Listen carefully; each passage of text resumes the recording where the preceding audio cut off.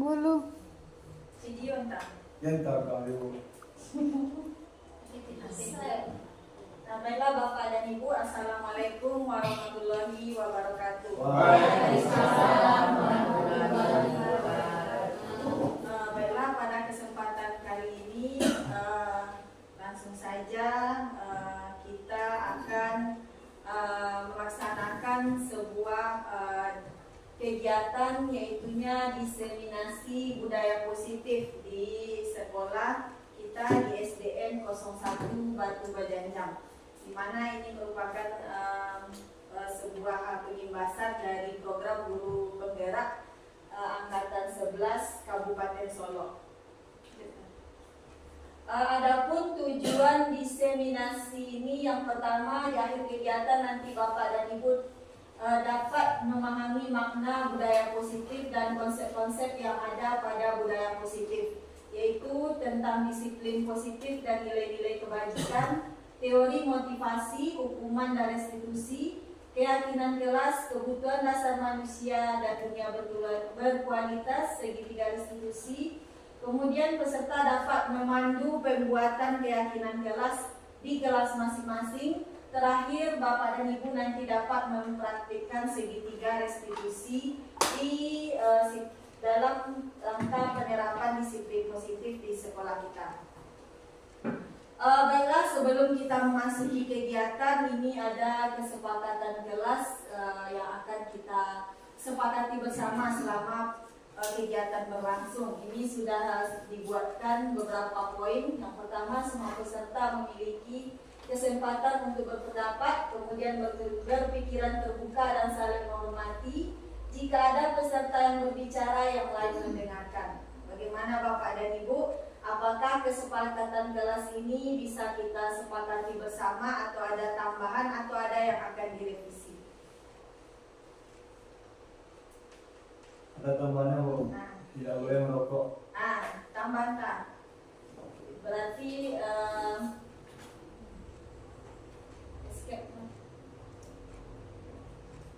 di poin A, jadi tidak boleh merokok. Setuju Pak Reli? Setuju. Lanjut, ada tambahan di Ibu? Boleh mengaktifkan HP. HP di HP silent.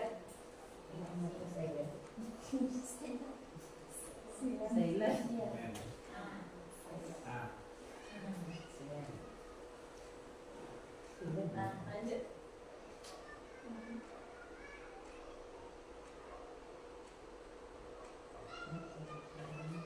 Dan jadi mari kita perhatikan konsep-konsep disiplin budaya positif.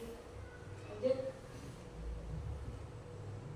Bapak dan Ibu, sesuai dengan teori pembelajaran menurut Ki Hajar Dewantara, bahwasanya kita pendidik ini itu ibaratnya seorang petani, dan peserta didik itu adalah benih-benih yang akan kita semai di sawah. Jadi kalau kita kaitkan dengan analogi tersebut, kita sekarang coba kita ambil contoh perbandingan dengan hidup tumbuhan seorang petani.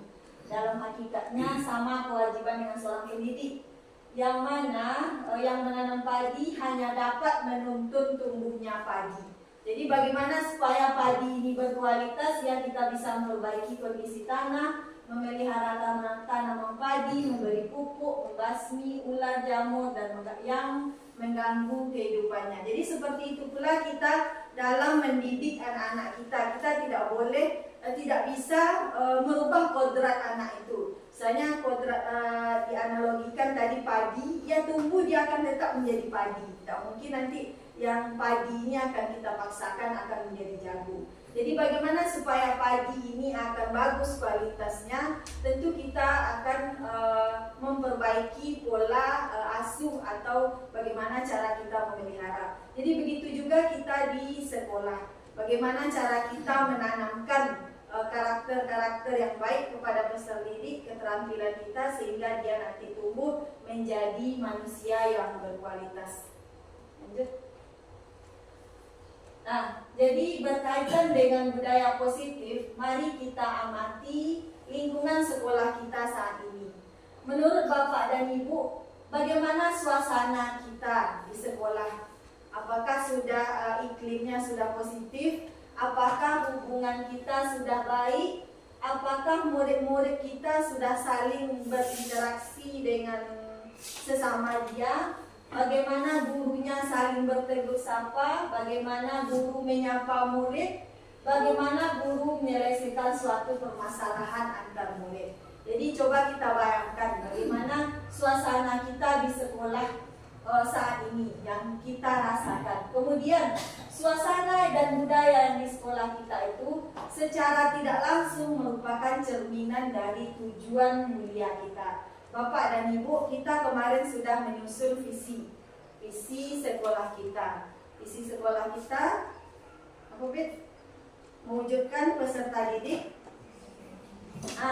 religius, terampil, dan peduli terhadap lingkungan. Jadi bagaimana nanti kita menciptakan budaya positif di sekolah kita sehingga nanti visi kita bisa tercapai. Kemudian semua kegiatan untuk mencapai visi tersebut adalah tanggung jawab kita sebagai peserta didik dan kami sebagai pemimpin, kemudian Bapak dan Ibu sebagai pemimpin pembelajaran. Jadi budaya positif, budaya itu kan kebiasaan positif yang baik. Berarti bagaimana kita menciptakan kebiasaan-kebiasaan baik, iklim yang baik, lingkungan yang baik, sehingga anak kita bisa tumbuh di lingkungan yang baik juga.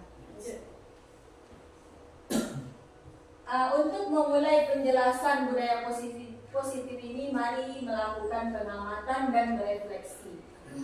Apa kira-kira pentingnya menciptakan suasana positif di lingkungan kita? Kenapa itu penting menurut kita?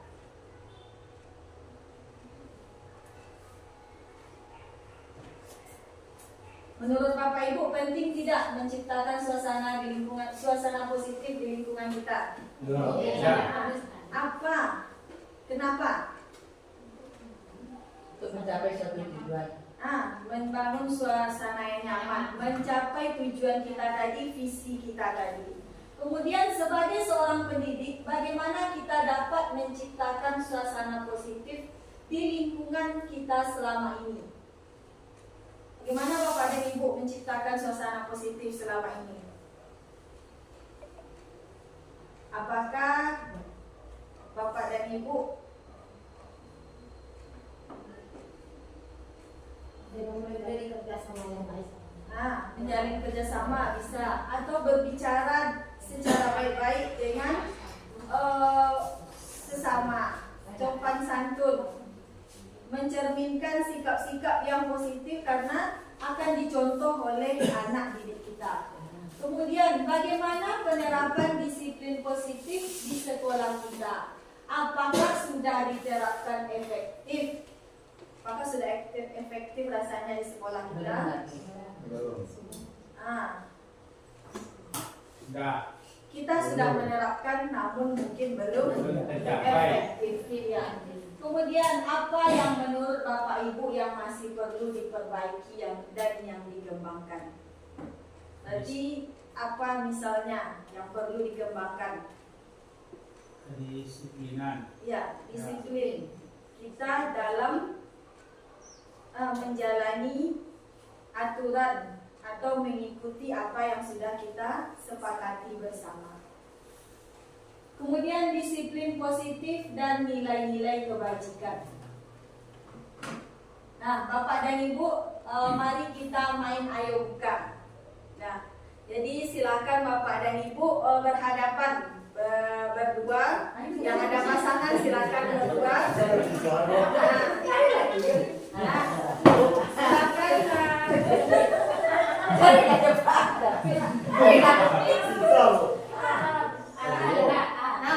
Sekarang coba Bapak Ibu keluarkan sesuatu yang rasanya penting, yang berharga, misalnya uang contohnya.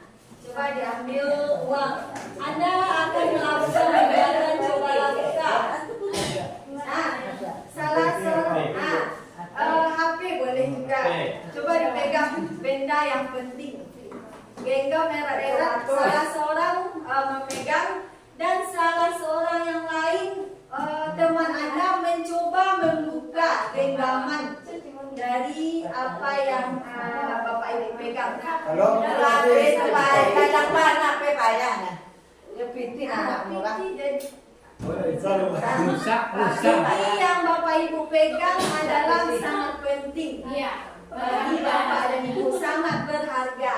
Jadi coba disuruh rekan Anda melakukan segala cara untuk membuka, boleh membujuk, menghardik,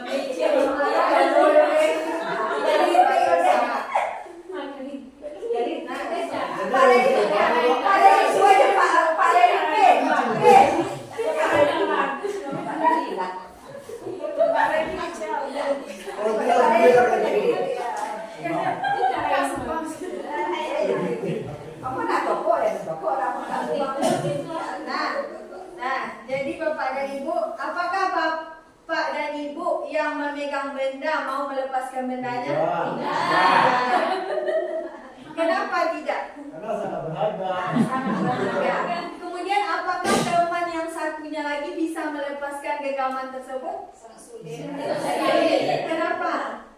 Mempertahankan. Karena si A dia mempertahankan. Jadi Bapak dan Ibu, seperti itulah teori kontrol antara kita dengan orang lain. Bahwasanya kita tidak bisa memaksakan sesuatu atau kehendak kita kepada orang lain. Jadi siapa yang bisa mengontrol diri kita sendiri? Diri kita sendiri. Lanjut. Tuh, apakah Anda lebih muka kepalan? Lanjut.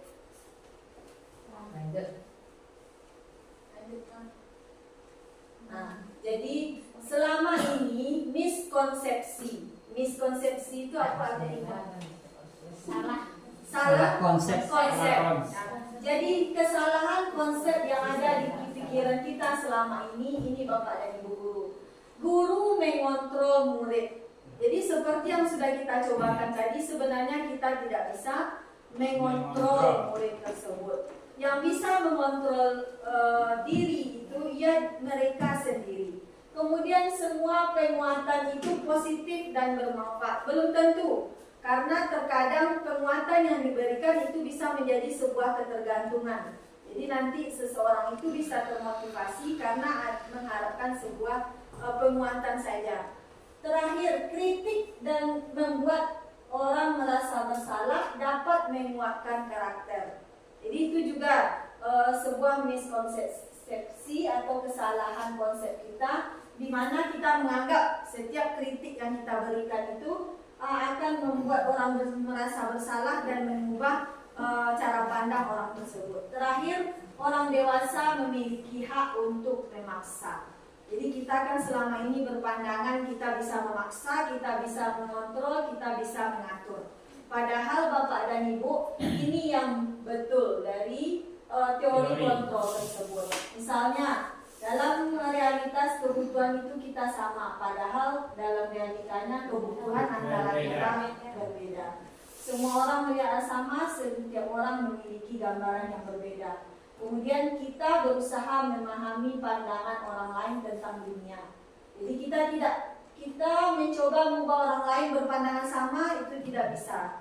Kemudian perilaku buruk dilihat sebagai suatu kesalahan. Padahal terkadang kesalahan itu dilakukan karena ada tujuan tertentu. Jadi orang lain bisa mengontrol saya, padahal sebenarnya hanya kita yang bisa mengontrol diri kita. Saya bisa mengontrol orang lain, karena sebenarnya kita tidak bisa mengontrol orang lain. Pemaksaan ada pada saat bujukan gagal. Sebenarnya kolaborasi itu akan menciptakan pilihan-pilihan yang baru. Kemudian ada model berpikir menang kalah. Jadi ketika kita menyalahkan murid, memberikan ke murid, vonis ke murid, kan kita menganggap kita betul, murid salah. Kita menang kalah. Padahal dalam teori kontrolnya itu kita model berpikir menang-menang. Lanjut. Nah, jadi sekarang mari kita lihat Bapak dan Ibu, seperti yang kita ketahui bersama juga, disiplin. Menurut Bapak Ibu, disiplin itu saja apa artinya disiplin? Kan dari kelas 1 kita sudah belajar mengajarkan anak disiplin. Disiplin di sekolah, disiplin di rumah, disiplin. Nah, jadi apa yang disiplin? Satu menurut aturan. Iya. Jadi disiplin bentuk kontrol diri sebenarnya. Kita menyangka disiplin terkadang sebuah ketidaknyamanan karena diatur oleh aturan. Padahal disiplin itu sebagai bentuk kontrol diri, yaitu belajar untuk kontrol diri mencapai tujuan mulia. Jadi tujuan mulia di sini mengacu pada nilai-nilai prinsip yang dianut seseorang, dan tujuan prinsip nilai-nilai tersebut itulah disebut dengan nilai-nilai kebajikan universal. Ini nilai-nilai kebajikan yang bersifat menyeluruh, universal menyeluruh. Jadi karena kita sekarang sudah kurikulum merdeka, nilai-nilai kebajikan apa yang penting kita terapkan di sekolah? Itu sesuai dengan bagus, profil pelajar Pancasila, yaitu yang pertama, beriman dan bertakwa kepada Tuhan Yang Maha Esa, berakhlak mulia, mandiri, bernalar kritis, berkebinekaan moral, dan bergotong royong. Jadi Bapak terakhir kreatif. Jadi inilah nilai-nilai yang akan kita tuju dalam penerapan disiplin positif di sekolah. Pun demikian dengan visi misi sekolah kita, itu juga menuju atau bermuaranya nanti kita ke profil pelajar Pancasila. Selanjutnya tujuan disiplin positif, yaitu menanamkan motivasi pada murid-murid kita, yaitu untuk menjadi orang yang mereka inginkan dan menghargai diri sendiri, nilai yang mereka percaya. Nah, jadi itu tadi tentang disiplin positif. Bapak dan Ibu, selanjutnya kita lanjut teori motivasi, hukuman, penghargaan, dan restitusi. Sebelumnya kira-kira Bapak dan Ibu, motivasi itu apa? Dorongan.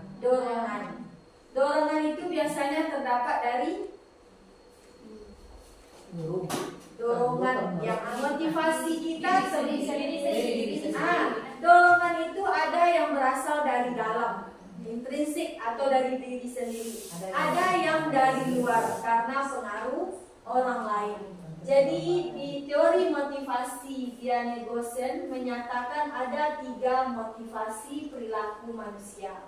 Yang pertama, untuk menghindari ketidaknyamanan atau hukuman. Yang kedua, untuk menjadi orang yang mereka ingin. Yang kedua, untuk mendapatkan imbalan atau penghargaan dari orang lain. Yang ketiga, untuk menjadi orang yang mereka inginkan dan menghargai diri sendiri. Nah, dari yang 3 ini yang mana yang menurut Bapak Ibu yang berasal dari dalam? Dari dalam diri seseorang. Nomor 3. Kalau yang nomor 1? Nomor 1. Hukuman. Masih berasal dari luar. Mendapatkan imbalan? Dari luar. Dari luar. Nah, jadi dari 3 ini dapat kita kelompokkan. Poin nomor 1 dan 2 itu motivasi ekstrinsik. Yang nomor 3 intrinsik. Sebelumnya coba Bapak dan Ibu, seandainya di sekolah Bapak dan Ibu, di sekolah kita ada aturan di mana setiap guru datang jam 7.30 maksimal.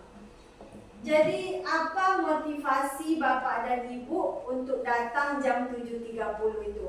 Apakah karena ingin mematuhi aturan atau untuk terlihat baik di depan atasan atau bagaimana? Nah, ada yang mematuhi aturan. Atau memang dari niat di dalam itu untuk hadir ke sekolah tepat waktu, berasal dari diri untuk memberikan teladan kepada murid. Jadi berbagailah motivasi kita untuk melakukan sesuatu. Namun dari ketiga motivasi ini, sebaiknya motivasi kita melaksanakan sesuatu itu sesuai dengan motivasi yang nomor 3, untuk menjadi orang yang kita inginkan atau menghargai diri sendiri, bukan karena untuk mendapatkan imbalan atau penghargaan atau untuk menghindari ketidaknyamanan. Di sekolah kita, kira-kira Bapak dan Ibu, kalau kita melihat peserta didik kita, biasanya peserta didik kita motivasinya di antara 3 itu yang mana? Kebanyakan dari mereka. Dari luar. Satu. Dari luar motivasinya ada. 1 dan 2. 1 dan 1, 2. 2. Nah, umumnya kita di sekolah, peserta didik itu melakukan sesuatu. Contohnya saja saat kita suruh berpakaian lengkap. Kenapa mereka mau berpakaian lengkap? Karena untuk menghindari hukuman. Kenapa dia mau berpakaian lengkap? Karena ingin mendapatkan penghargaan. Jadi inilah tugas kita dari sekarang. Bagaimana supaya anak kita itu melakukan sesuatu bukan karena takut dengan hukuman, juga bukan karena ingin mendapatkan pujian atau penghargaan. Namun memang motivasi tersebut berasal dari dirinya masing-masing. Lanjut. Nah, ini tadi motivasi mana yang paling banyak mendasari? Berarti yang nomor 1 dan 2. Strategi apa yang selama ini Anda terapkan untuk menanamkan disiplin positif? Jadi yang sudah kita terapkan di sekolah, bagaimana cara kita menerapkan disiplin positif? Murid melanggar aturan, nah, jadi kita memberikan hukuman. Apa contoh hukuman yang kita berikan? Buang sampah, Lemah ke bendera, menyiram sampah, menyiram bunga, menyapu. Itu yang kita lakukan selama ini. Namun sampai detik ini, apakah ada perubahan dari anak kita? Sebagian kecil. Tidak, hampir tidak ada. Kenapa? Karena tadi motivasi mereka melakukan itu karena takut dengan hukuman. Kemudian yang kita berikan kepada siswa dengan menghukum ternyata bukan cara yang tepat dalam mengatasi permasalahan anak kita tentang disiplin. Jadi bagaimana solusinya? Mari kita pelajari dan diskusikan bersama-sama. Nah, jadi sebelum lanjut kita lihat kasus ini dulu. Bapak dan Ibu, coba David. IPA kurang menguasai pelajaran matematika, sehingga pada saat pelajaran tersebut berlangsung, dia lebih banyak berdiam diri atau menggambar di buku pelajarannya. Pada saat guru matematikanya, Pak Seno, menanyakan pertanyaan IPA menjadi gugup dan tak sengaja menjatuhkan tasnya dari kursi, serta tiba-tiba menjadi gagap pada saat berupaya menjawab. Seluruh kelas pun tertawa melihat perilaku IPA yang bicara tergagap dan terkejut tersebut. Pak Seno pada saat itu membiarkan teman-teman IPA menertawakan IPA yang tergagap dan malu luar biasa, dan malahan minta IPA untuk maju ke depan dan berdiri di depan kelas sambil menunjuk hidungnya karena tidak bisa menjawab pertanyaan Pak Seno. Kelas makin gaduh dan anak-anak pun tertawa melihat IPA di depan kelas memegang ujung hidungnya. Nah, jadi Bapak dan Ibu, dari kasus IPA dan Pak Seno ini, menurut Bapak dan Ibu, sudah betulkah yang dilakukan oleh Pak Seno? Kurang betul dah. Nah, kenapa Bu kurang betul? Kan memalukan anak di depan kelas itu tidak boleh, Pak. Nah, karena Kan membuat IPA malu kan. membuat malu IPA. Iya. Nah, apa efeknya pada diri IPA? Satu mental.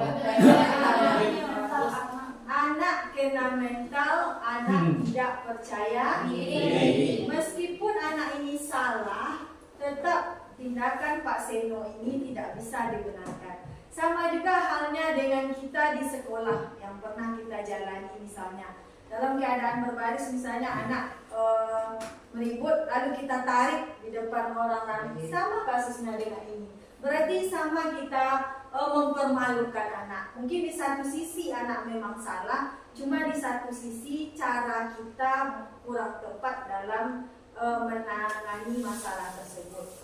Jadi mudah-mudahan nanti setelah diskusi ini kita bisa perlahan-lahan, walaupun belum mungkin nanti tidak sepenuhnya kita langsung berubah, nanti kita coba bagaimana sebenarnya cara mendisiplinkan anak itu dengan baik selain dengan menghukum, karena memang mental anak itu sangat berpengaruh nanti kepada tingkat percaya diri, dan terkadang ketika anak itu bersedih itu pola pikir, cara berpikir anak itu akan buyar. Seperti juga yang disampaikan dalam sebuah penelitian, mungkin bisa juga bermanfaat di rumah bagi kita kepada anak-anak kita.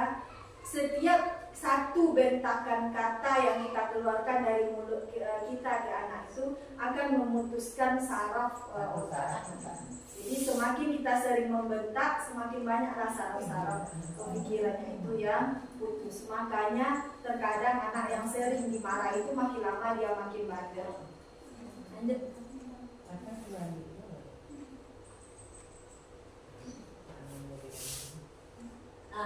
Jadi Bapak dan Ibu, inilah tadi apa caranya kita untuk mendisiplinkan atau mewujudkan sebuah disiplin positif. Itu identitas gagal yang sudah kita lakukan selama ini itu dengan memberikan sebuah hukuman.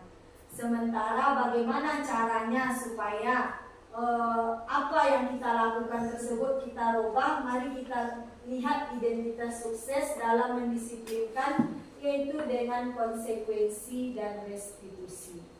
Jadi apa bedanya yang tiga ini? Hukuman, konsekuensi, dan restitusi. Yang pertama, hukuman sesuatu yang menyakitkan harus terjadi. Konsekuensi sesuatu yang harus terjadi. Restitusi itu pilihan. Jadi Bapak dan Ibu, hukuman itu biasanya diberikan secara mendadak. Nah, terlambat anak baris di depan tanpa ada persetujuan, tanpa ada sebelumnya kita berbicara dengan anak, langsung tiba-tiba datang. Kemudian bagaimana efeknya? Anak tidak nyaman. Tidak nyaman. Mungkin saat itu bisa kita mengontrol. Saat itu, tapi itu tidak akan berlangsung lama. Kemudian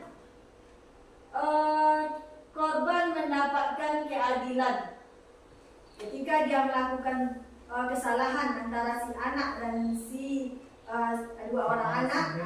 Jadi kan kita memarahi si A, si B nanti seolah-olah dia merasa dibela, merasa dapat keadilan karena si A sudah dihukum. Kemudian lanjut, anak tersakiti seperti yang terjadi hari Senin kemarin, kan itu si Fatma menangis di depan, kan rasanya kasihan juga. Kita sudah melakukan sesuatu yang ibaratnya itu memang agak mempermalukan anak mungkin, atau merusak mental anak-anak kita. Kemudian sistem tidak akan berjalan bila murid tidak takut. Berlaku hanya pada sebuah industri, tidak berlanjut pada kehidupan. Kemudian ini bisa Bapak dan Ibu lihat perbedaan antara hukuman, konsekuensi, dan restitusi. Jadi di antara yang ketiga ini, yang seharusnya kita laksanakan di kelas yang berhubungan dengan disiplin positif, yaitu restitusi. Karena dalam restitusi ini akan menguatkan untuk murid dan berefek baik nanti ke depannya. Murid akan bertanggung jawab, dan ini berfokus pada masalah dalam waktu yang panjang, di mana masalah tersebut dapat kita pecahkan secara bersama-sama berdasarkan pembicaraan dan komunikasi kita antara kita dengan murid. Lanjut. Nah, ini perbedaannya juga antara hukuman, konsekuensi dan restitusi. Lanjut kan? Nah, jadi Bapak dan Ibu, mari kita lihat perbedaan antara hukuman, konsekuensi, dan restitusi. Hukuman bersifat tidak terencana atau tiba-tiba. Anak atau murid tidak tahu apa yang akan terjadi dan tidak dilibatkan. Hukuman bersifat satu arah, dari pihak guru yang memberikan dan murid menerima suatu hukuman tanpa melalui suatu kesepakatan atau pengarahan dari pihak guru, baik sebelum atau sesudah. Hukuman yang diberikan berupa fisik, psikis, anak disakiti oleh suatu perbuatan atau kata-kata.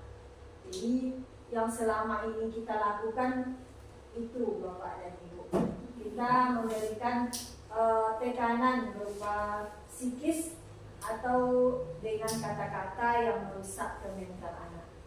Kemudian konsekuensi sudah terencana atau disepakati, sudah dibahas dan disetujui oleh murid dan guru. Umumnya bentuk konsekuensi dibuat oleh pihak sekolah dan murid sudah mengetahui.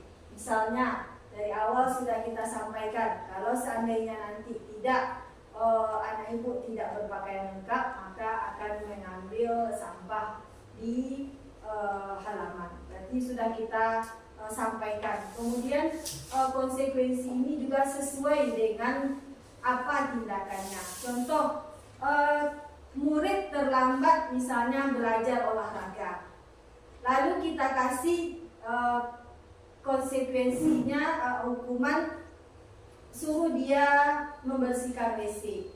Jadi kan tidak ada hubungan antara pembelajaran olahraga dengan WC. Jadi berarti itu kan sebuah hukuman. Kecuali murid belajar olahraga, terlambat dia belajar olahraga, kita suruh keliling lapangan. Nah, kan berarti itu konsekuensi jika dia terlambat olahraga, suruh keliling lapangan. Atau ketika anak mencoret-coret misalnya di papan tulis atau di meja, kita suruh lap. Itu konsekuensi. Tapi jika anak mencoret di meja, kita suruh dia berjemur di lapangan. Itu sebuah hukuman. Nah, jadi itu perbedaan konsekuensi dan hukuman. Kemudian restitusi. Restitusi adalah proses menciptakan kondisi bagi murid untuk memperbaiki kesalahan mereka sehingga mereka bisa kembali pada kelompoknya. Restitusi merupakan proses kolaboratif yang mengajarkan murid untuk mencari solusi. Jadi di restitusi ini nanti murid ditanyakan apa yang telah dilakukannya, dan murid itu sendiri yang akan memikirkan apa kira-kira solusi dari permasalahan yang telah dia buatkan. Jadi dalam restitusi ini murid yang kita berikan pilihan untuk melihat kesalahannya sendiri, kemudian untuk mencarikan solusi dari kesalahannya sendiri. Lanjut. Nah, ini Bapak dan Ibu, ini adalah contoh sedikit tes perbedaan antara hukuman dan restitusi. Hukuman dan konsekuensi, silakan Bapak Ibu buka, lihat di WA group. Silakan diklik linknya, silakan Bapak Ibu isi sesuai dengan pemahaman Bapak dan Ibu di grup SD.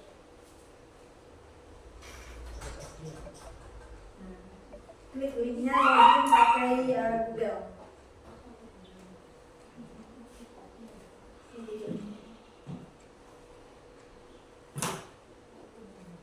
Jadi grup merah sekarang. Lama, saya wala lama.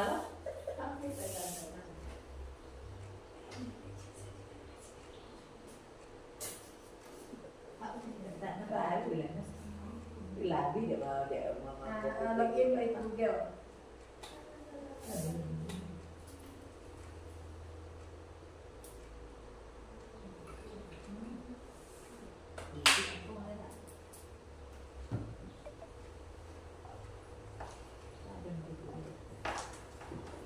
Kemudian mau Nah, jawab pertanyaan itu.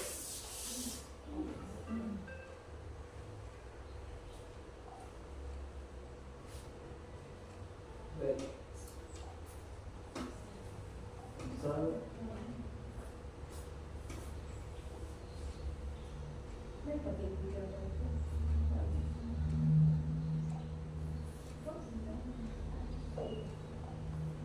Bisa apa? Anak.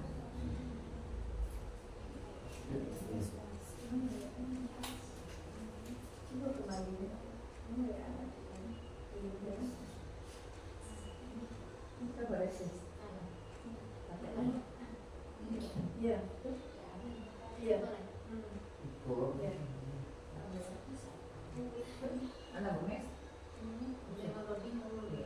Kita banyak kalau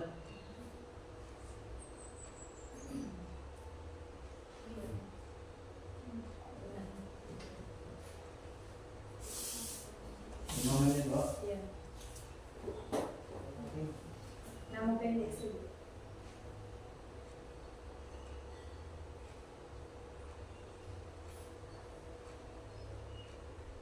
apa mau kena tinggi nilai.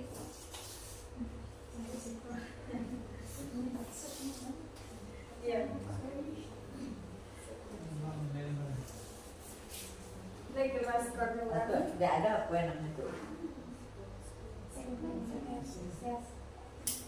Apa namanya? Dorongan dari luar. Karena kalau Pak Egi itu ada penghargaan.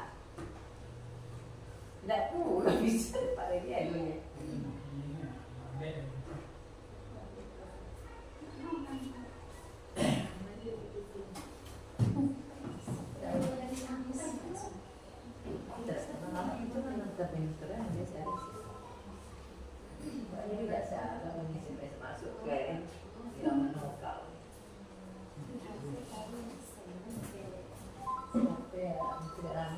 Baik, Bu.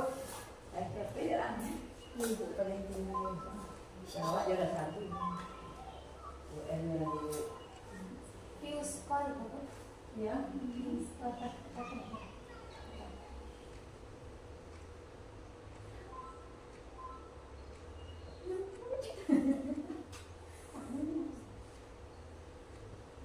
Bisa ya? Kalau apa soalnya? Ya bisa karate. Iya, Apa nih? aja bapak, istilah menado-nado.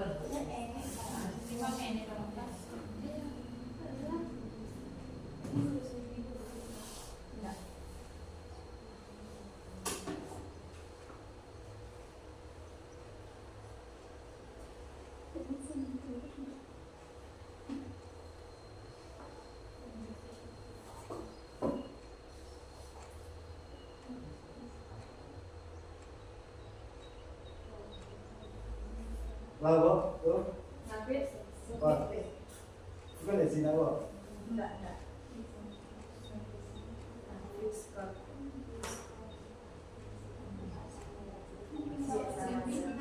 Sini ada Mbak.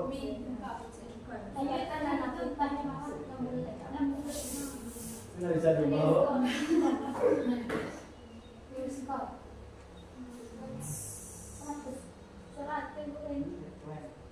Kita sekolah Bu.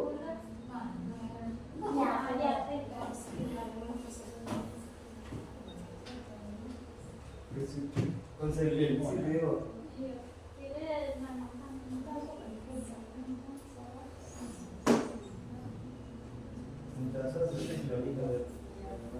Jadi Bapak dan Ibu, hukuman itu yang paling perbedaan hukuman dan konsekuensi. Pokoknya hukuman tersebut lebih ke menyakiti, sementara konsekuensi tidak Menyakiti. Jadi itu poin pentingnya. Jadi mari kita lihat bersama-sama. Mencatat 100 kali dalam buku kalimat saya tidak akan terlambat. Berarti hukuman atau konsekuensi?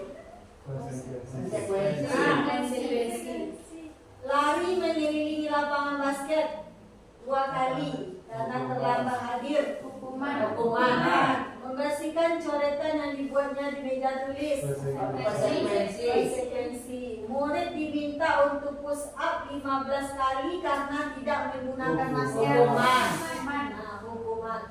Berjemur di lapangan basket pukul 12 siang karena mengobrol. Hukuman. Murid diminta bertelanjang kaki sepanjang hari karena tidak menggunakan sepatu warna hitam. Hukuman. Membersihkan tumpahan air di meja karena tersenggol saat belajar. Konsekuensi.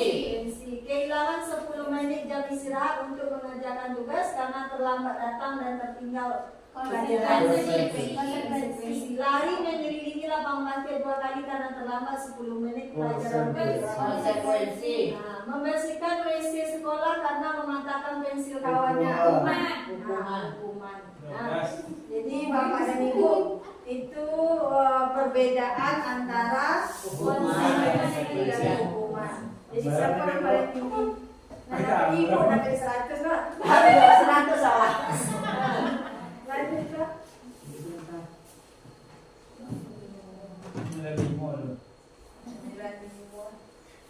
Nah, Bapak dan Ibu, kita lanjut lagi keyakinan kelas. Nah, tunggu dulu. Jadi Bapak dan Ibu, keyakinan kelas dan peraturan kelas adalah hal yang sama. Betul atau salah? Salah. Blok kanan. Keyakinan kelas dan peraturan kelas adalah hal yang sama. Salah. Betul.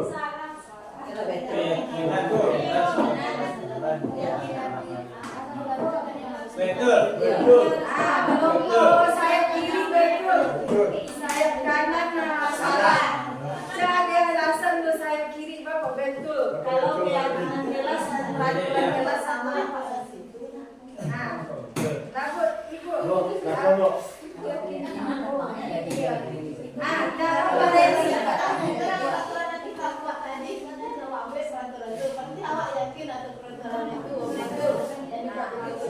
Berarti sama keyakinan sama peraturan sama. Nah, kalau yang saya kanan kan salah. Keyakinan kelas dan peraturan kelas adalah yang sama. Salah. Berarti kan menurut kelompok kanan beda kan? Kalau kayak Kalau keyakinan itu kan emang dari hati yakin, tapi kalau peraturan itu kan mengikat peraturan itu. Nah, mari kita lihat. Hasilnya. Nah, jadi keyakinan kelas dan peraturan kelas hal yang sama itu sama.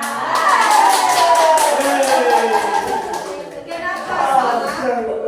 Keyakinan kelas dan peraturan kelas itu dua hal yang berbeda. Keyakinan berarti itu kita dari diri kita sendiri, kemudian berdasarkan kesepakatan kita bersama murid. Sementara peraturan itu biasanya lebih ke mengikat, kemudian peraturan tersebut lebih ke satu orang saja atau lebih ke satu sisi yang terlihat kuat atau dalam artian tidak berdasarkan kesepakatan dari dua orang atau individu. Kalau kita di kelas berarti kalau peraturan kelas itu biasanya dari guru saja. Sementara kalau keyakinan kelas itu ada dimintakan pendapat dan ide-ide dari murid. Jadi Bapak dan Ibu sama seperti kita memilih PMM yang untuk semester ini sekarang kan kita memilih disiplin positif. Itu nanti berhubungan dengan keyakinan kelas. Bapak dan Ibu juga sudah pernah disampaikan sebaiknya di kelas kita mari kita buat keyakinan kelas supaya anak-anak kita di kelas tersebut memiliki suatu pedoman keyakinan yang bisa disepakati bersama-sama. Lanjut, kita.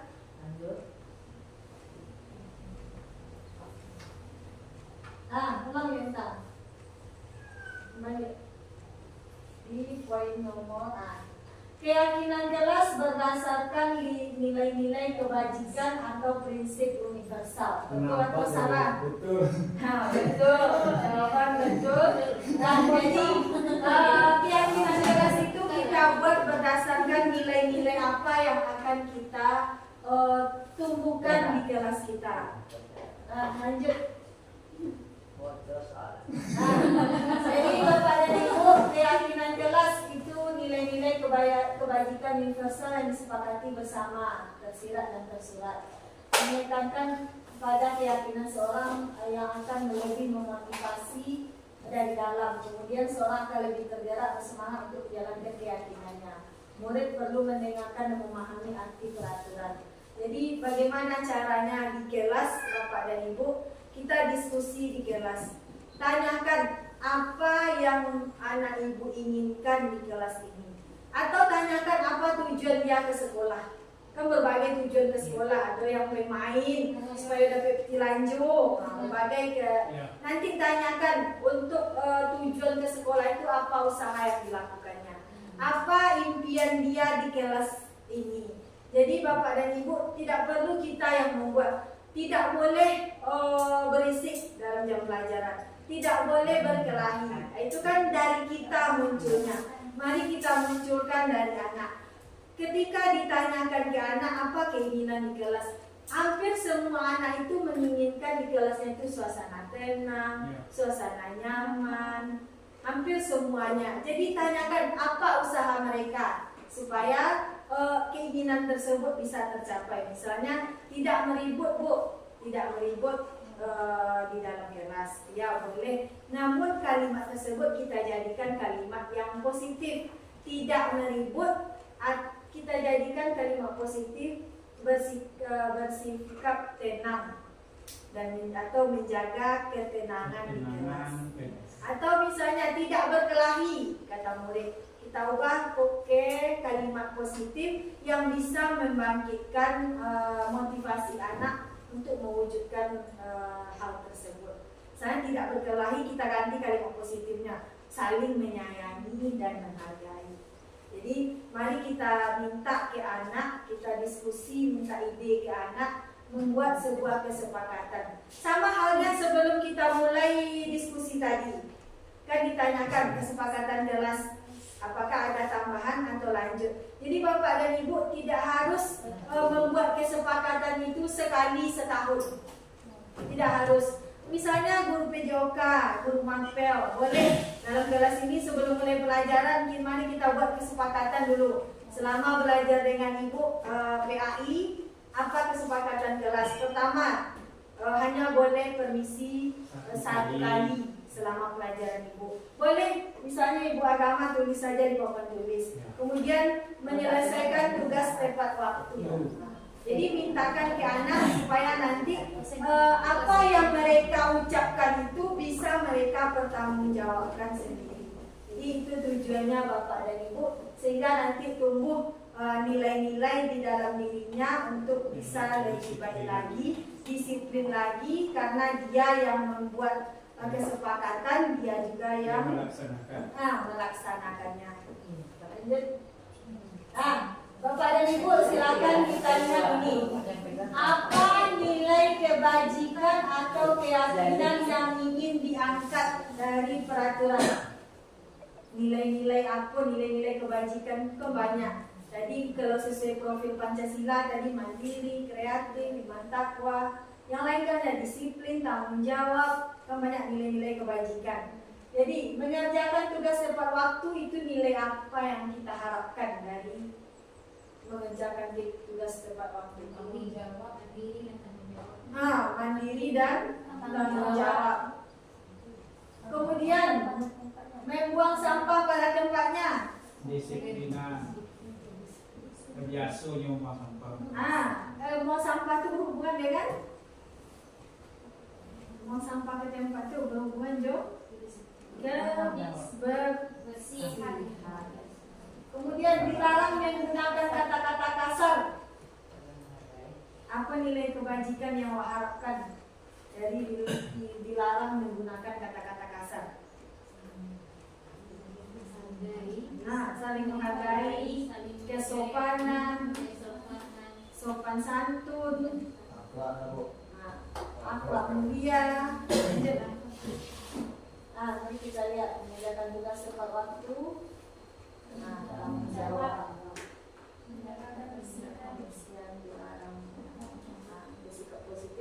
ramah, sopan, banyak jawabannya.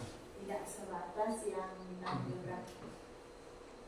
Nah, Bapak dan Ibu, ini kemarin contoh dicobakan di kelas 5. Di kelas 5 anak-anak disuruh membuat sebuah keyakinan kelas. Jadi mereka memang antusias juga membuat apa saja yang ingin mereka lakukan di dalam kelas tersebut. Apa keinginan-keinginan mereka, apa usaha yang harus mereka lakukan sehingga tujuan di dalam kelas itu bisa tercapai. Jadi ini contoh kegiatannya kemarin. Sebelumnya di 07 juga pernah dicobakan membuat keyakinan kelas. Kebetulan di aksi nyata PMM kan ada juga materi disiplin positif. Jadi Bapak dan Ibu nanti bisa melaksanakannya di kelas masing-masing, bisa dicobakan, dipraktekkan, ambil dokumentasi, bisa jadi bahan untuk aksi nyata PMM materi disiplin positif. Lanjut. Jadi dari rangkuman kegiatan anak-anak tadi, pertama anak disuruh dulu membuat sesuai dengan pendapatnya masing-masing. Kemudian nanti dari sekian banyak pendapat tersebut dibuat sebuah rangkuman keyakinan kelas 5. Itu mereka tidak terlambat. Itu disatukan dalam satu kalimat positif, yaitu datang tepat waktu, mengumpulkan tugas tepat waktu. Kemudian belajar dengan giat. Kemudian saling menghormati dan menyayangi. Saling tolong menolong. Menjaga kebersihan dan kerapian kelas. Bersikap jujur dan bertanggung jawab. Jadi Bapak dan Ibu, ini sudah kalimat positif yang kita rubah dari segala ide dan masukan dari anak-anak. Anak-anak akan membuat tidak berkelahi, tidak bertengkar, tidak berkata kasar. Jadi kita ubah tidak berkelahi itu menjadi saling menghormati dan menyayangi. Jadi nanti ini bisa Bapak dan Ibu print nanti, kemudian ditempel di kelas masing-masing. Lanjut. Nah, dari rangkaian kegiatan membuat keyakinan kelas ini ada 6 langkah-langkah. Menurut Bapak dan Ibu, yang nomor 1, 2, 3, 4, 5, 6 yang mana? Ya, ini sekarang sedang teracak susunannya. Dalam membuat sebuah keyakinan kelas, ini langkah-langkahnya. Jadi kira-kira menurut Bapak dan Ibu mana yang nomor 1, 2, 3, 4, 5, dan 6? 4, 1. Ada spidol gue ini. Nomor 4, 1.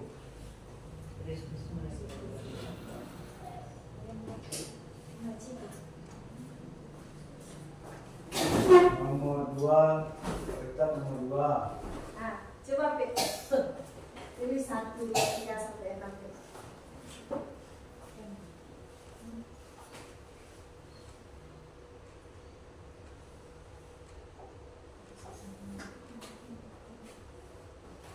Diskusi.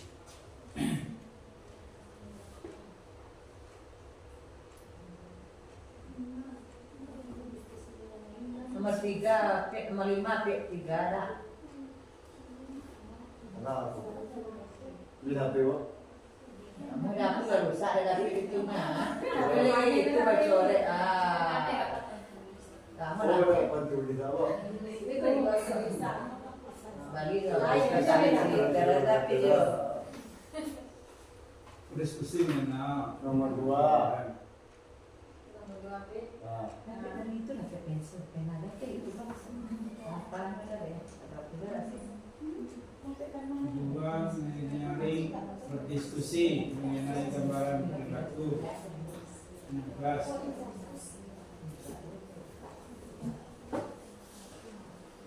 nomor 3. 4 menyaring.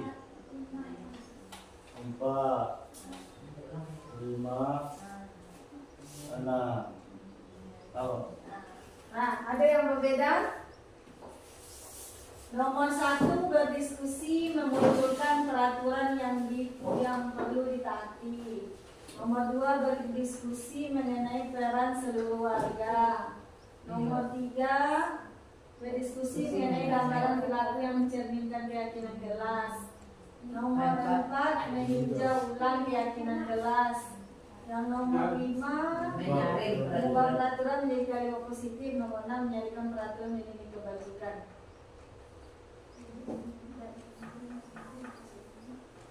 Bu, ada yang berubah bu?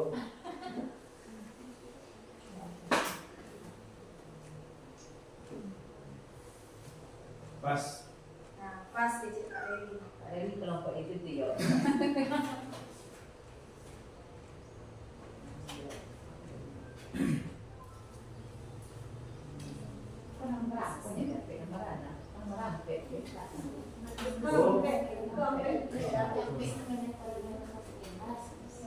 Ah, misi satu beda. Ada bu, anak ketemu bu. Satu namanya revisi satu. Berdiskusi mengenai peran seluruh warga kelas. Satu. Berdiskusi memunculkan Peraturan dua. Dua. Nah, Diskusi mengenai tiga. berdiskusi dari nanti apa? Nomor 3 lain ya. Ah, tiga sama. Sama itu Pak bicara. Menarik dulu. Menyaringkan. Nah, Lima meninjau ulang. Ulang. Lalu mengubah peraturan menjadi nah, ada dua pendapat. Satu, satu beda yang sama. Nomor Tiga. tiga. Nah, jadi mari kita lihat jawabannya. Nomor 1, berdiskusi memunculkan peraturan yang perlu ditaati. Jadi pertama-tama kita berdiskusi dulu. Tanyakan kepada anak apa yang ingin atau yang akan kita patuhi ditaati dalam kelas. 2, Diskusi mengenai dua jelas. yang satu ini 2, mengubah peraturan menjadi kalimat yang lebih positif. 3, Meninjau. Menyaring. menyarikan peraturan menjadi nilai kebajikan atau keyakinan di kelas. Jadi yang pertama tadi kan tidak, misalnya murid menyampaikan tidak boleh mencontek, tidak boleh diubah tidak boleh mencontek menjadi jujur. Kemudian menyarikan peraturan menjadi nilai-nilai kebajikan. 4, berdiskusi mengenai gambaran perilaku. Jadi apa saja perilaku. 5, berdiskusi mengenai peran seluruh warga kelas. Terakhir,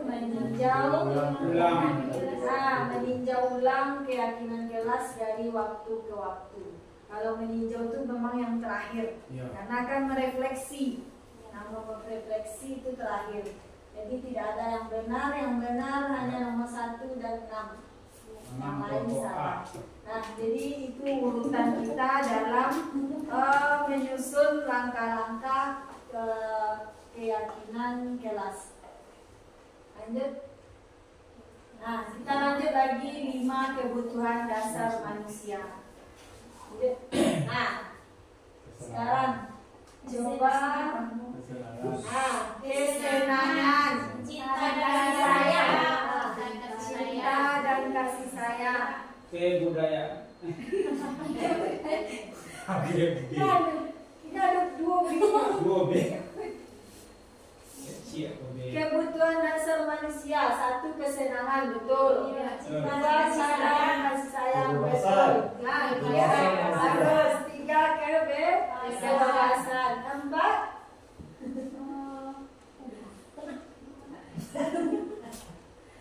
Kebebasan. 5 Empat bu. 4 yang kita ketahui saja 5 kebutuhan dasar. Yang pertama, dua lagi. P. Kata lain. Pengetahuan. Bagus. Kurangi penguasaan. Terakhir yang paling penting. Yang paling penting. Bonus.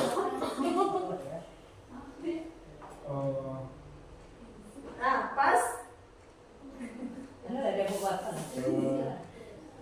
Mudah-mudahan gak pikir.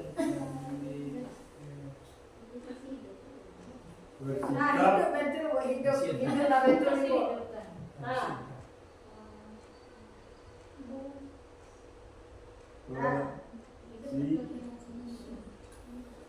Kebersihan. Kebersihan hidup.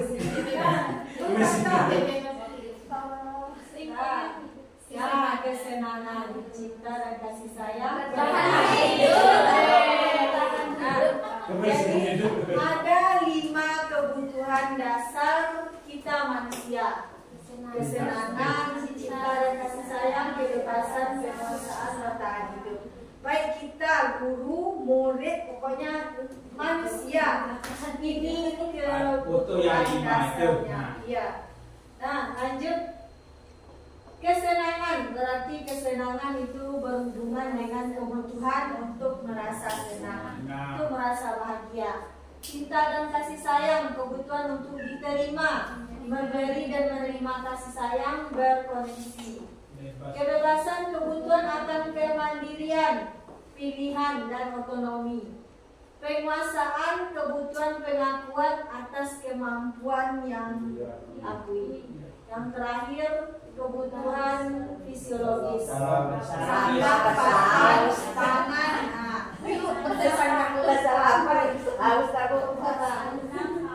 Jadi itu 5 kebutuhan kita.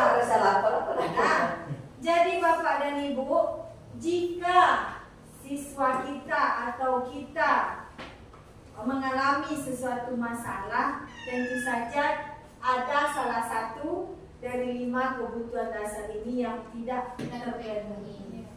Nah, lanjut. Nah, kita lihat kasus ini. Coba Bapak dan Ibu perhatikan kasus. Coba dibaca Isis. Ibu Ambar, guru wali kelas 2A di SD Pelita Hati, sedang bingung menghadapi ulah salah satu murid di kelasnya, Doni. Beberapa anak di kelas 2A telah datang padanya dan mengeluhkan Doni yang seringkali meminta bekal makan siang mereka dengan paksa. Jika Anda menghadapi situasi seperti Ibu Ambar, apa yang akan Anda lakukan? Menurut Anda, kira-kira apa alasan Doni melakukan hal itu? Kebutuhan dasar apa yang ingin dipenuhi Doni? Bertahan hidup. Nah, saya menghadapi situasi seperti saya. Nah, pertanyaan pertama dulu, jika Anda menghadapi situasi seperti Ibu Ambar, apa yang Anda lakukan? Dipanggil Doni. Tanya Doni. Kenapa sering meminta bekal makan? Betul. Dan agelannya Kemudian dapat. kebutuhan dasar apa yang ingin dipenuhi Doni dari 5 kebutuhan dasar? Bertahan hidup. Ya. Lapar. Karena dia merasa lapar. Kemudian kebutuhan cinta dan kasih sayang. Ini menjadi perhatian. Ya. Kemudian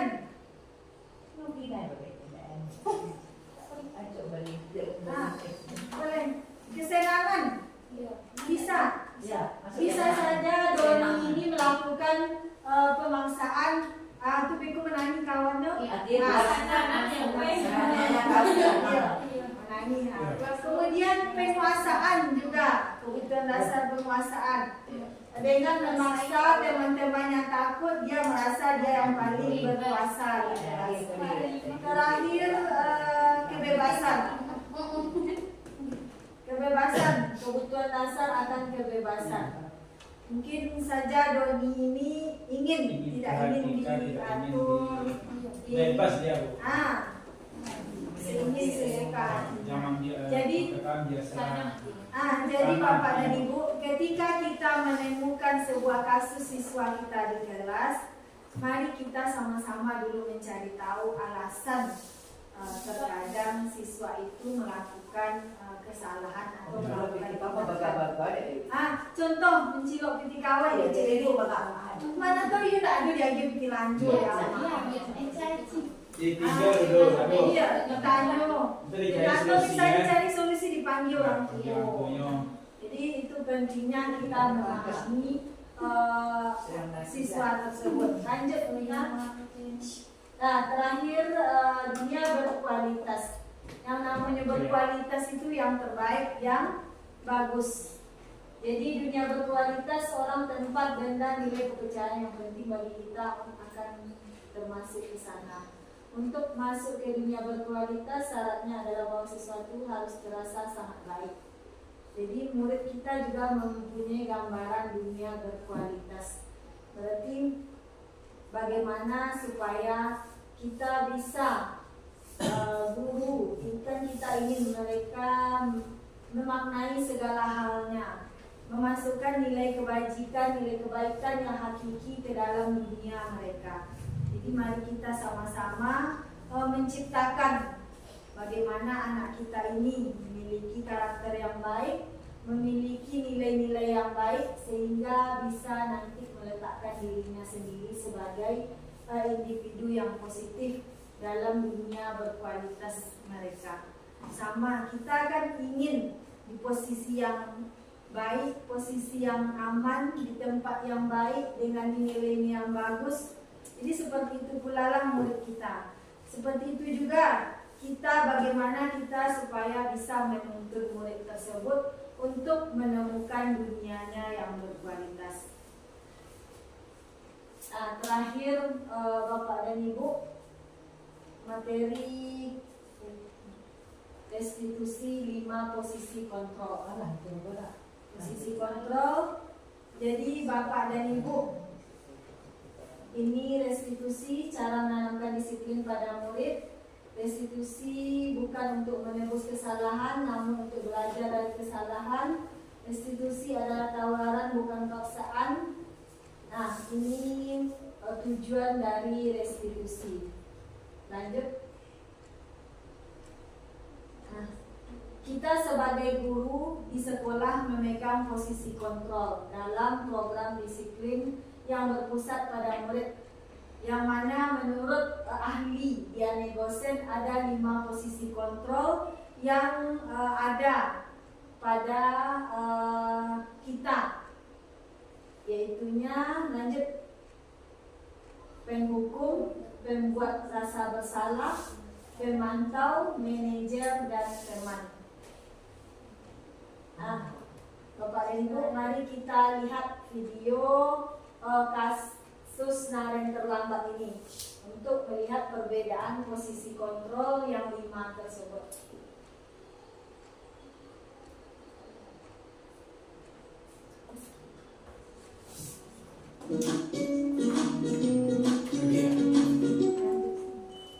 Salam bahagia Ibu dan Bapak guru hebat. Dalam penerapan disiplin positif restitusi, salah satu program yang dikembangkan adalah 5 posisi kontrol. 5 posisi kontrol dalam restitusi adalah proses perjalanan seorang pendidik agar dapat mengenali dirinya. Pada video kali ini, kita akan membahas tentang 5 posisi kontrol yang dikembangkan oleh Diane Gosen dan contoh penerapannya.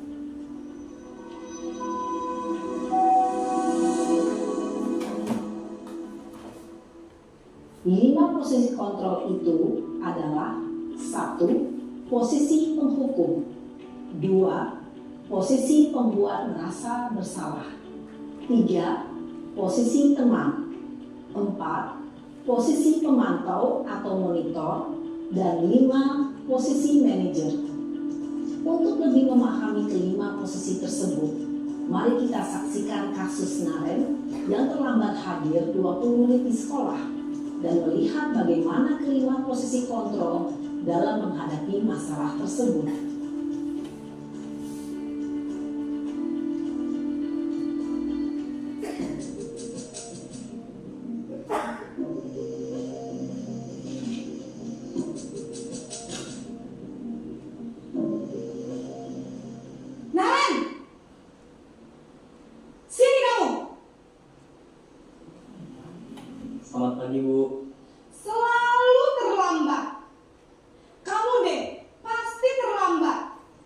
Maaf Bu, saya Apa?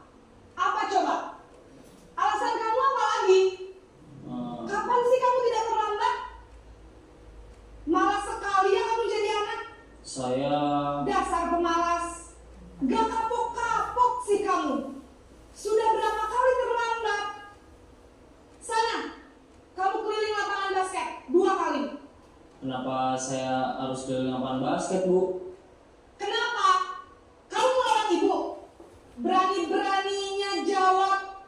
Sudah terlambat, masih berani jawab pula. Sekarang, keliling lapangan basket 5 kali sekalian. Biar kapok. Cepat. Pergi sana ke lapangan basket.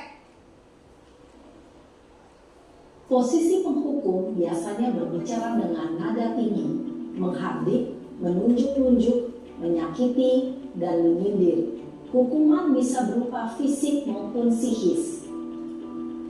Ibu dan bapak guru hebat. Dampak yang terjadi pada murid ketika guru berada pada posisi penghukum adalah murid cenderung akan memberontak, bahkan menyimpan dendam.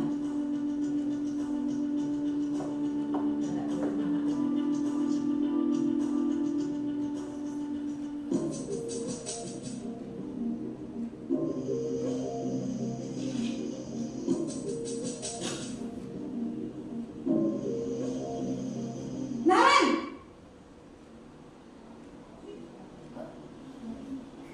Selamat pagi Bu. Naren, kamu kenapa terlambat lagi, nak? Ya Tuhan, Naren, kamu senang ya bikin ibu susah ya? Kalau kamu terlambat lagi, nanti ibu yang ditegur bapak kepala sekolah, nak. Disangka ibu tidak bisa membina kamu. Duh, gimana ini? Maaf Bu, Duh Gusti Naren, kamu suka ya kalau ibu ditegur bapak kepala sekolah? Terus, sekarang ibu harus tulis apa ini di buku absen? Ini kamu sudah sering terlambat loh. Ibu harus apa coba? maaf Bu, maaf sekali. Ya sudah, lain kali jangan bikin ibu susah lagi ya nak ya. Ibu tidak akan kuat lagi kalau kamu begini terus. Bisa jantungan kalau ibu ditegur bapak kepala sekolah. Sana cepat ke kelas. Maaf ya Bu, maaf sekali. Posisi pembuat rasa bersalah berbicara dengan nada tenang, cenderung lembut. Namun kata-kata yang diutarakan membuat murid merasa menjadi orang yang gagal, memandang buruk dirinya sendiri, merasa tidak berharga, dan tidak sanggup membahagiakan orang lain. Ketika guru mengambil posisi pembuat rasa bersalah, murid akan menganggap dirinya yang bersalah dan ia akan menyimpan emosi negatif tersebut di dalam dirinya.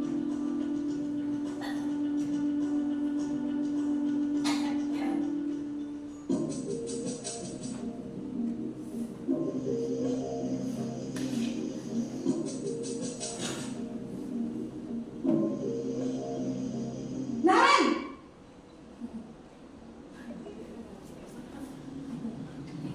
Selamat pagi Bu. Wah, sudah jam berapa ini nak? Terlambat lagi ya sayang. Iya Bu, habis ibu saya lupa bangunkan saya Bu. Kamu malah menyalahkan ibu kamu. Kamu bukannya anak yang larinya paling kencang. Kok terlambat sih? Iya Bu, saya memang terlambat bangun tadi. Jadi biarpun saya lari kencang, tetap gak kekejar Bu. Ya sudah sana. Nanti lain kali larinya lebih kencang lagi ya. Biar gak terlambat lagi. Bikin seneng ibu. Demi ibu. Bisa kan? Bisa lah Bu. Ya sudah sana masuk kelas. Ibu beresin urusan absen kamu. Kamu ini ada-ada saja. Dalam posisi teman, guru berbicara dengan nada suara ramah, akrab, cenderung bersenda gurau untuk menjaga suasana tetap santai. Murid akan merasa senang, aman, dan akrab dengan guru. Identitas yang tercipta adalah identitas sukses atau berhasil. Namun, Perlu diingat, karena ini masih dorongan eksternal, maka ada faktor ketergantungan dari murid kepada orang tertentu. Di sini guru absennya, sehingga di lain waktu murid bisa berperilaku baik, namun hanya kepada orang-orang tertentu saja.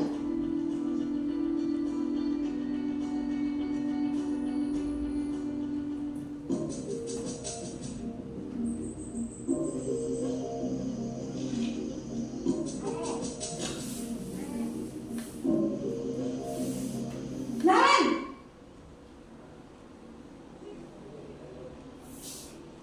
Selamat pagi, Bu. Naren, apa peraturan sekolah kita tentang jam berapa kita harus masuk sekolah, Nak? Kita harus di sekolah jam 7, Bu. Iya, betul. Sekarang sudah jam 7.20. Naren sudah tahu konsekuensinya jika terlambat hadir. Paham, Bu. Saya harus tinggal kelas pas jam istirahat selama 20 menit. Iya, benar. Konsekuensinya demikian. Jadi nanti jam 9.30 pas istirahat, kamu harus tinggal di kelas, kerjakan tugas tambahan untuk ketertinggalan kamu, ya? Baik, Bu. Posisi pemantau mengandalkan penghitungan atau data untuk mengontrol murid. Guru mengarahkan murid berdasarkan peraturan dan konsekuensi. Seorang pemantau menunjukkan bahasa tubuh dan ekspresi wajah yang datar dan cenderung formal.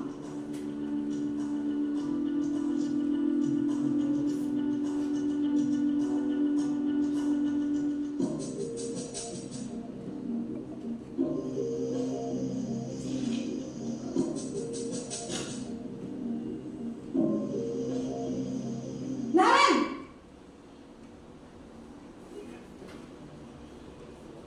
Selamat pagi, Bu. Selamat pagi, Naren. Maaf, Bu. Saya terlambat. Iya, sekolah masuknya jam 7, sekarang sudah jam 7.20.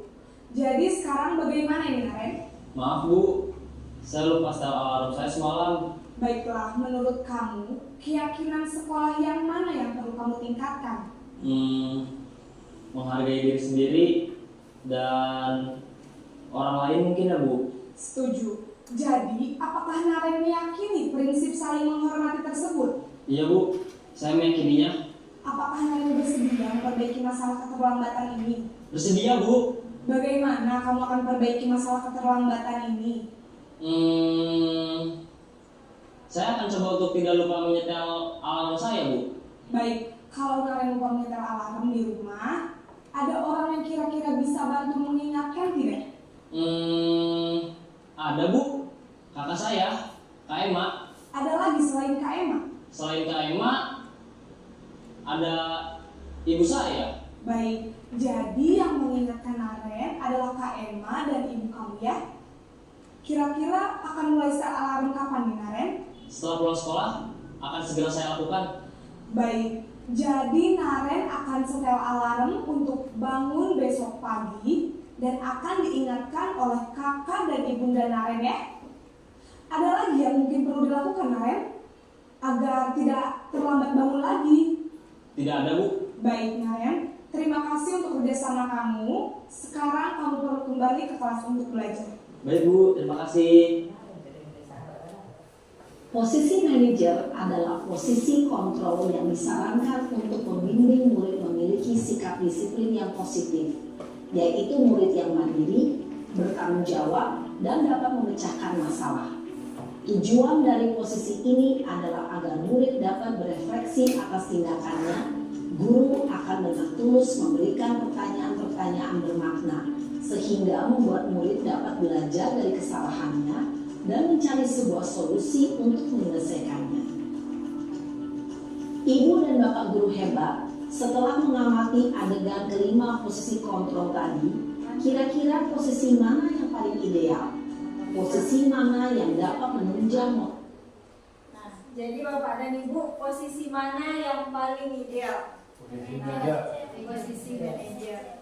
Posisi mana yang paling sering kita lakukan? Posisi penghukum.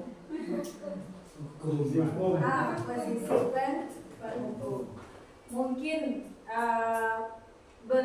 untuk sekarang agak sulit penerapannya.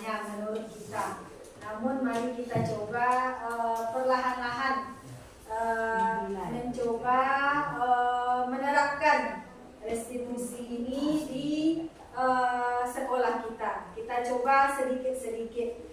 Nanti apakah memang ini bagus efeknya kepada anak murid kita atau tidak. Namun berdasarkan penelitian yang sudah dilakukan, memang posisi paling baik itu posisi manajer. Karena di posisi manajer, murid diminta mencarikan solusi dan bertanggung jawab atas apa yang dilakukannya. Lanjut kita Motivasi intrinsik murid. slide.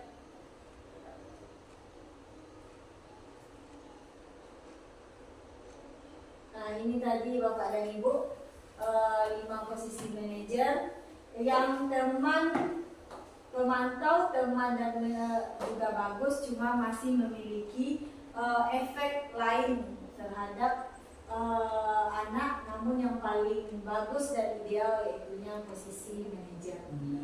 Mudah-mudahan kita bisa merubah posisi kita dari posisi 1 ke posisi 5 nantinya. Lanjut.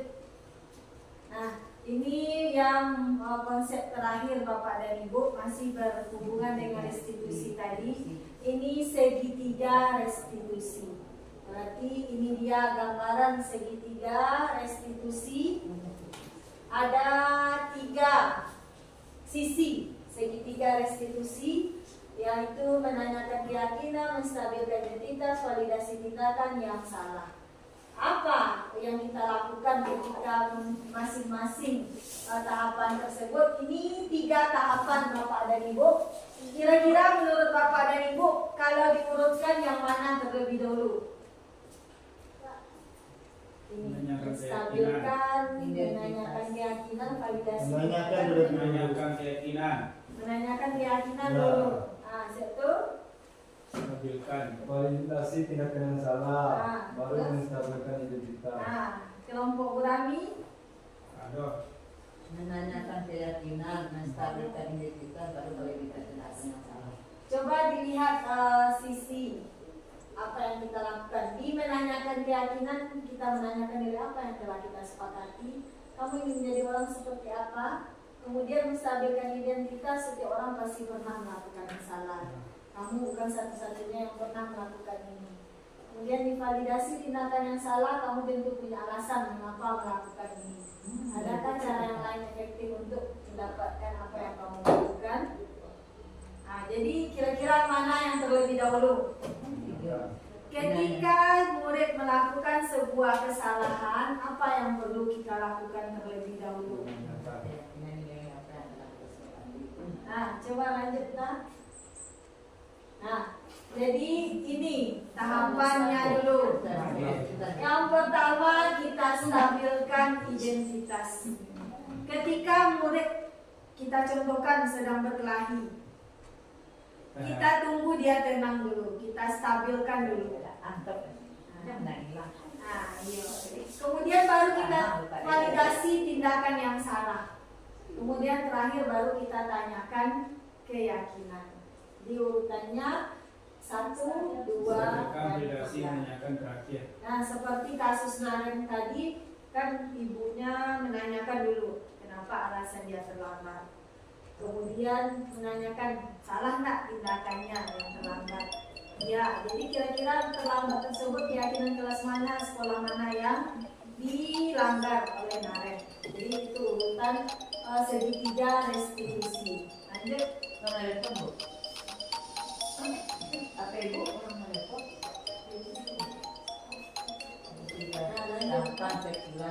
Nah, tahapan menstabilkan identitas bertujuan untuk mengubah identitas anak yang gagal karena melakukan kesalahan menjadi orang yang sukses. Dari merasa sedih dan emosional hingga mampu menggunakan fungsi rasio. Jadi kok kalau misalnya menangis, tunggu dulu tenang. Tunggu tenang dulu, stabilkan kondisi emosinya dulu. Biasa berbuat salah tidak apa-apa. Kayak ini contoh respon kita.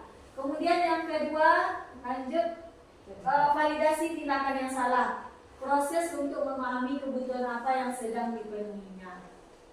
Kemudian bukan berarti menguatkan tindakan yang salah itu pantas dilakukan, namun di sini lebih menguatkan pemahaman kita akan alasan dari murid melakukan tindakan tersebut.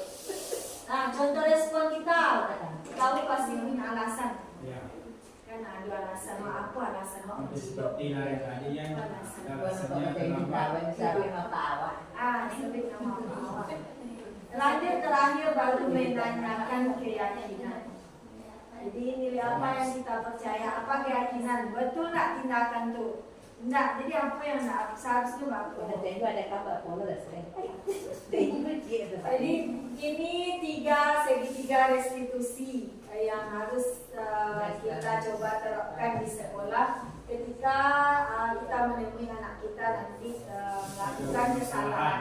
Pertama tadi kita pahami dulu kira-kira kebutuhan dasar mana yang tidak terpenuhi dari anak. Kemudian kita cari solusi bersama dengan penerapan segitiga restitusi. Lanjut. Nah, jadi Bapak dan Ibu, kemarin kami dari tugas di Guru Penggerak juga disuruh membuat video dalam penerapan segitiga restitusi. Jadi dalam video ini Bapak Ibu lihat nanti bagaimana kami mencoba menerapkan segitiga restitusi, di mana menstabilkan identitas, di mana nanti validasi tindakan yang salah, dan terakhir menanyakan keyakinan. Jadi kasusnya kemarin itu di kelas 5, yang mana ada anak yang mencontek di waktu ujian sehingga mereka ada berkelahi. Jadi silakan kita lihat videonya bersama-sama.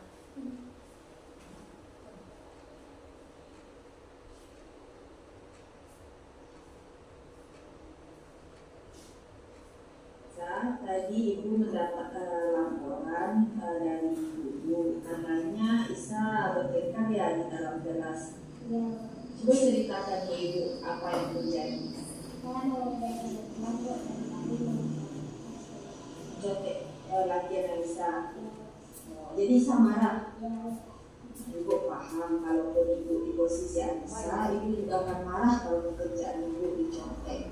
Hal tersebut biasa. Namun Alisa ada alasan kan kenapa marah sama Tari tadi? Apa alasannya?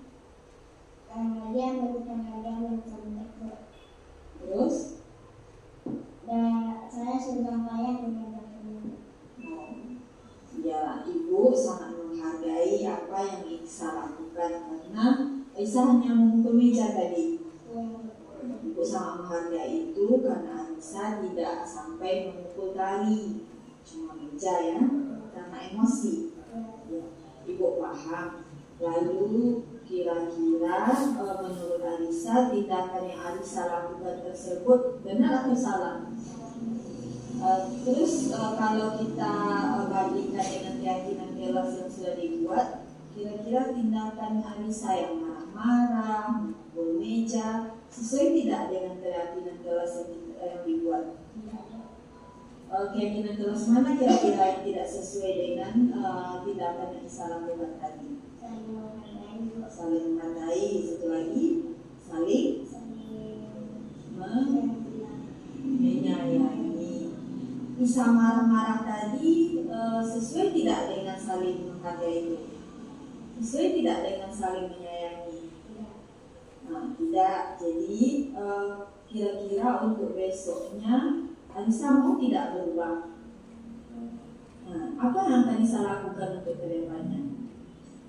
Tidak, saya bersabar, Bu. Nah, lebih bersabar. Nah, kemudian Saat kalau dari nanti saling merapat. nah, bagus. Jadi untuk besok Anissa kalau marah, kalau ada teman yang memancing emosi, harus lebih sabar lagi ya, harus lebih tenang. Dan kalau misalnya tidak cocok dengan Anissa, silakan melaporkan ke Ibu. Tidak boleh lagi tidak boleh main teman, tidak boleh memukul. Setelah ini apa yang ingin Nisa lakukan kepada Tari? Bagus. Jadi nanti Anissa keluar dari ruangan ini pergi ke Tari untuk meminta maaf. Jadi untuk sekarang Assalamualaikum warahmatullahi wabarakatuh. Perkenalkan, nama saya Arisa Kristiantini, kelas 5 dari SITE. siswi SD 01 Batu Bajajang. Saya merasa senang dan lega karena Bu Fuji ngomong ke saya secara baik, dan kedepannya saya akan bersahabat lagi dan tidak marah-marah. Assalamualaikum warahmatullahi wabarakatuh. Nah, jadi Bapak dan Ibu itu contoh penerapan segitiga restitusi di sekolah. Dalam kasus ini dia bertengkar karena ada temannya yang mencontek di jam pelajaran. Jadi terkadang memang anak kan tidak suka dengan tindakan temannya. Kadang memang mereka main hakim sendiri. Jadi untuk menyelesaikan masalah itu boleh kita ajak anak berunding, juga tidak perlu langsung divonis anak di depan teman-temannya. Sama halnya kita di rumah, ketika anak kita bermain dengan anak-anak yang lain, kita marah, kalau bisa jangan memarahi anak kita di depan teman-temannya. Nah, begitu juga di sekolah, kita boleh marah, kita boleh misalnya menasihatinya, tapi dibawa ke ruangan atau tempat yang berbeda dari keramaian dan teman-temannya. Jadi mudah-mudahan ini menjadi ilmu baru bagi kita semua, menjadi pelajaran baru bagi kita semua, dan kita coba sedikit demi sedikit mengaplikasikannya dalam kehidupan kita, khususnya di lingkungan sekolah di SDN 01 Batu Bajajang. Jadi Bapak dan Ibu, segitiga restitusi tadi itu materi terakhir dalam diseminasi ini. Jadi sebelum kita tutup kegiatan ini, boleh mungkin Bapak dan Ibu kita berefleksi sedikit kira-kira dari penyampaian materi yang tadi, apa kira-kira yang Bapak Ibu dapatkan, kemudian bagaimana perasaan Bapak dan Ibu, dan apa rencananya perubahan ke depannya. Boleh mungkin satu atau dua orang mewakili merefleksikan kegiatan tadi. Boleh satu dari kanan, satu dari kiri. Apa yang sebelumnya belum diketahui dengan kegiatan ini kita sudah tahu. Bagaimana perasaannya mengetahui hal tersebut. Terus apa kedepannya rencana yang akan kita lakukan. Coba sedikit saja Kimna Bumis. Assalamualaikum warahmatullahi wabarakatuh. Waalaikumsalam warahmatullahi wabarakatuh. Terima kasih kepada Ibu yang telah memberikan kesempatan untuk saya untuk memberikan refleksi dari pelajaran hari ini, dan yang terima kasih juga kepada Ibu yang telah mendukung dan memberi support dan motivasi dan memberikan arahan serta dukungan kepada kami untuk memberikan segitiga restitusi pada hari ini. Pada kesempatan hari ini, baiklah saya akan mencoba untuk merefleksi dari pelajaran yang diberikan oleh Ibu, yaitu tentang budaya positif. Budaya positif adalah budaya yang sering yang ditanamkan kepada siswa, yang harus ditanamkan oleh guru kepada siswa, bagaimana membudayakan dan bagaimana mencerminkan kepada siswa itu harus berbudaya positif setiap kali tindakan dan setiap dia lakukan dalam lingkungan sekolah kita. Dan yang budaya positif ini yang biasanya dilakukan oleh siswa adalah yang sering dilakukan setiap hari, yang dilakukan oleh siswa adalah budaya yang pertama adalah suka bertanggung jawab, kemudian sering saling menyayangi, kemudian suka berkata jujur. Kemudian dalam kenyataan, mungkin saya berbeda Bu. Dalam kenyataan yang telah diberikan oleh Ibu, memberikan refleksi hari ini dalam penyampaian budaya positif, mungkin sering melakukan, sudah menanamkan budaya positif kepada siswa, memberikan reward dan punishment mungkin yang hukuman yang dilakukan kepada siswa itu kebanyakan ya sudah dilakukan dengan pendekatan dan perasaan, kemudian sudah dilakukan dengan berbagai macam oleh guru. Namun sebagai kendala hari ini mungkin kepada teman-teman juga seperti itu, kesadaran diri itu yang belum.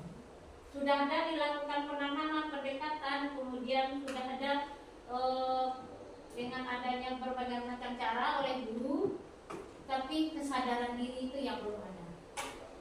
Kemudian harusnya pendekatan yang kendala bagi kami di sini hanya tertuju kepada guru saja, guru dan siswa. Namun harus segitiga itu pendidikan itu harus tercapai, harusnya ada kerjasama dari orang tua, siswa, kemudian dari warga sekolah semuanya. Komite, begitulah artinya stabilkan pendidikan itu bisa berhasil, artinya kerjasama dari semua warga sekolah. Kemudian yang terkendala pada hari ini, pemberian hukuman dan punishment kepada siswa itu kebanyakan sudah dilakukan pendekatan hukuman dan punishment kepada siswa, namun kesadaran begitu dari hari ke hari kami lakukan, dan tindakan itu mungkin ada kami yang tersalah atau bagaimana. Kami sudah mencoba kepada siswa pendekatannya kejujuran itu yang juga yang sering dilakukan, yang tidak jujurnya siswa kepada gurunya.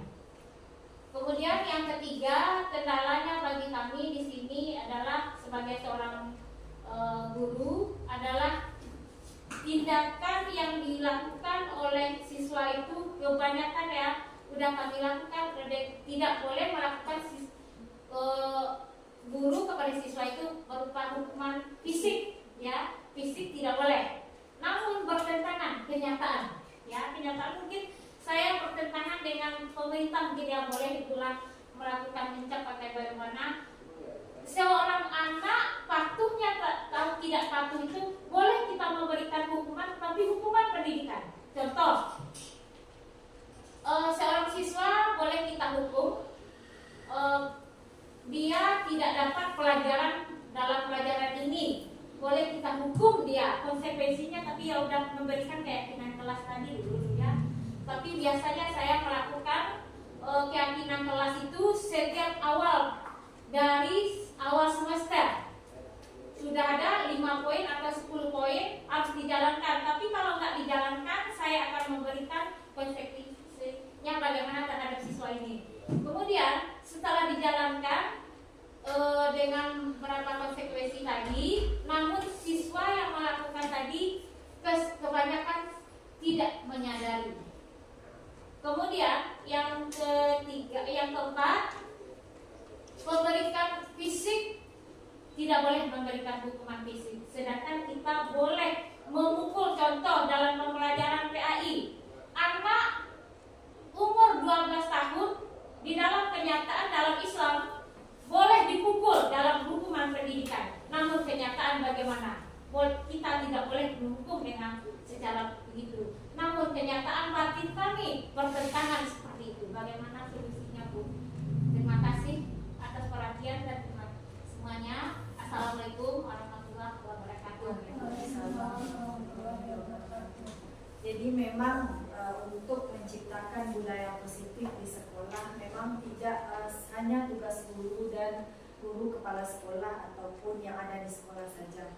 Memang penting sekali kolaborasi antara kita dengan guru di sekolah, kita dengan warga sekolah, kemudian juga dengan orang tua. Terkadang seperti yang Ibu sampaikan tadi, kita caranya seperti ini, ternyata orang tua polanya seperti ini. Jadi mudah-mudahan untuk kedepannya kita juga bisa bersama-sama menghadirkan orang tua juga berdiskusi bagaimana supaya anak kita bisa memiliki sebuah kesadaran dan motivasi yang bagus dari dalam dirinya sendiri. Kemudian berkaitan dengan hukuman yang mendidik, seperti yang kita ketahui juga ini untuk teori kan hukuman itu kalau dilihat dari pengertian tadi yang namanya sesuatu yang menyakiti, sesuatu yang merusak kepada anak. Jadi kita sudah terbiasa, pun dari awal-awal dulu dari kita kecil kita sudah terbiasa dengan hukuman. Kita merasa diri kita ini bisa seperti ini karena dulu pernah dihukum guru. Padahal memang di satu sisi setiap keputusan pasti ada positif dan negatifnya. Jadi ini di ilmu pendidikan ini, di aturan yang sekarang ini kita tentu harus seimbang. Di satu sisi kita harus patuh pada aturan yang berlaku, meskipun di sisi lain ada hal-hal yang bertentangan dengan hati nurani kita masing-masing. Jadi mari Bapak dan Ibu kita coba mungkin ada hal yang perlu diperbaiki, ada hal yang perlu dirubah dalam mendisiplinkan anak. Ini ada ilmunya begini, mari kita coba juga terapkan. Mudah-mudahan bisa memberikan hal positif dan perubahan yang lebih baik nanti ke depannya, khususnya di sekolah kita. Terima kasih Bapak dan Ibu atas partisipasinya, atas semangatnya mengikuti kegiatan ini yang sudah lebih dari 1 jam. Mudah-mudahan kegiatan ini bisa memberikan dampak yang baik bagi kita, bagi sekolah kita, dan bagi anak-anak kita khususnya. Karena kita sangat memimpikan murid impian kita. Kita ingin mewujudkan sekolah impian kita. Jadi memang tidak terasa mudah ini sebenarnya Bapak dan Ibu, sulit untuk merubah suatu keadaan, mengubah suatu cara itu memang butuh usaha yang besar, butuh proses yang panjang, dan terakhir butuh konsistensi dari kita masing-masing. Jadi niat saja tidak konsisten menjalankannya juga tidak akan terlaksana dengan baik. Mungkin sekian saja penyampaian diskusi pada sore hari ini. Mohon maaf jika ada kesalahan. Wabillahi taufiq wal hidayah. Assalamualaikum warahmatullahi wabarakatuh. Waalaikumsalam.